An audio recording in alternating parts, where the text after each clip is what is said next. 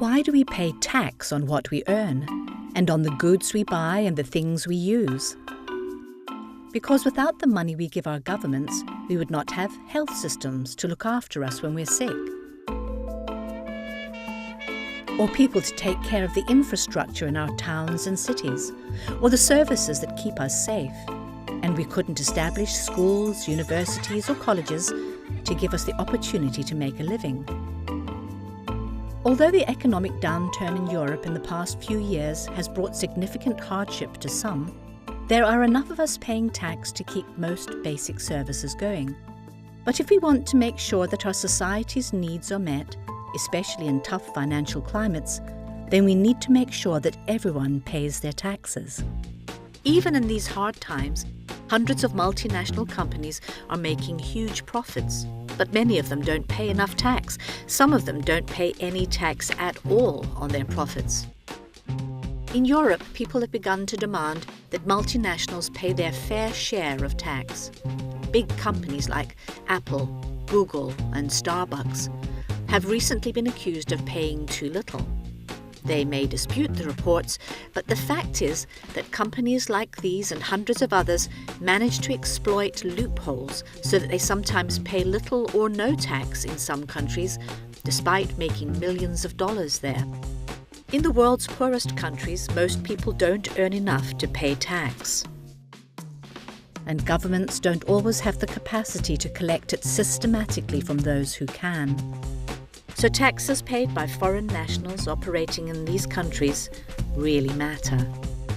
If multinational companies paid their fair share of taxes in the countries where they make their money, then those tax dollars could be used to make a huge difference to the lives of people who have very little. But many of them don't. And so developing countries struggle with what is known as capital flight. Capital flight is money which should have been invested in Africa, but which, because people want to evade paying taxes where they are based or in the countries where they originate from, they sent it out to other jurisdictions where the tax rates are lower.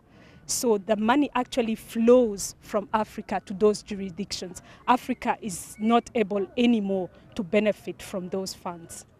Let's imagine there's a mining company in Africa making millions of dollars extracting minerals from beneath the soil. But the company says it makes no profit in the African country. Where has all the money gone? It seems the money has gone on holiday to one of about 60 tax havens around the world. The mine might have sold the minerals extracted in Africa at a very low price to a subsidiary company with an office, though not much else, in a tax haven. Because they sold the minerals so cheaply, there was very little profit, and so they paid very little tax to the country in which their mine is located. Tax dodging in Zambia is a serious problem because we who work on these issues link it to our poverty levels in this nation. Because we know that we are not a poor country. We know that we have very rich minerals in our ground. And we also know that the price of copper is at an all-time high. We also know that the investors who have come to invest in our country are not paying the full value of tax that should go to Zambians. Meanwhile, in the tax haven, this phantom company sells the minerals on to a country in Europe for a much larger price. But they don't pay much, if any, tax on that sale either, despite the fact that their profits were larger, because that's what a tax haven is, a place where companies pay low tax on their profits. This makes the shareholders of the mining company very happy indeed. But is what they've done fair? Is it fair that money is moved and hidden and almost no tax is paid in a country where 50% of the people live below the poverty line, where children die because there's no fresh water or medicine or food, where every tax dollar dodged makes the poor even poorer? No, it's not fair. But how can we fix it? We can hope that the companies realize the injustice themselves and change the way they operate. But if they don't, then transparency will help, forcing what's hidden and secret out into the open.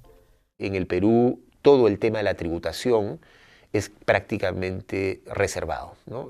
Se maneja bajo el secreto total y absoluto. Es decir, la sociedad civil, la población peruana en general, no tiene acceso a toda la información sobre los tributos que pagan estas empresas. Greater transparency will do two things. The first one is that it will make it much more difficult for multinational companies to shift profits from developing countries to other countries. And it will also make it less easier for tax havens to hide that profit. When these two things happen, the underlying result is that there will be a system where profits and losses that are made by multinational companies can be tracked on a country-by-country basis. And then they will be able to appropriately tax these companies, and therefore the monies that are needed and required will be made available for development.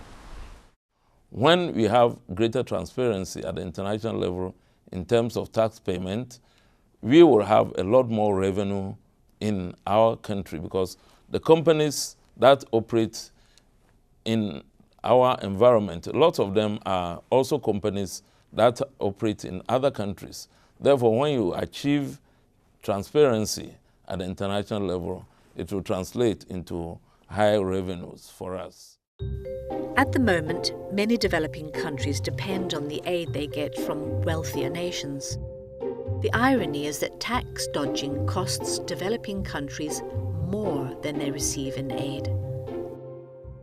Africa is financing the world. There's much more money flowing out of Africa to the north through existing global architecture, which enable the rich, both the elites in Africa and also multinational corporations that are operating in Africa, to move resources from the south to the north.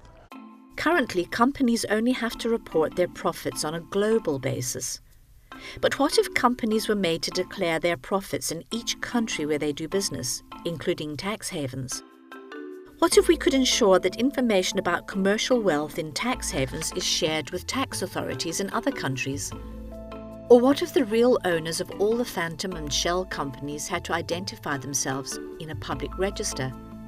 Then tax money would go to the countries where profits were made, and the conditions for the world's poorest people could improve dramatically. If we could use public pressure to push through new tax rules, then not only will dependency on aid diminish, but countries will have the chance to become more politically stable. It's commonly known, most of the evidence is that for countries that raise most of their money from tax, they build their own local systems of democracy. The citizens have a bigger say. $160 billion flies out of developing countries each year. That's the amount in tax not paid by multinational corporations. Imagine that. Imagine what developing countries could do with that money. They could provide fresh water, roofs over families' heads, enough food, hospitals and medicine to help those who are sick, schools to educate and improve the prospects of their children. Imagine? But you don't have to. You can help to make this happen. Only public pressure will make the difference. To find out how, go online. It's in your hands.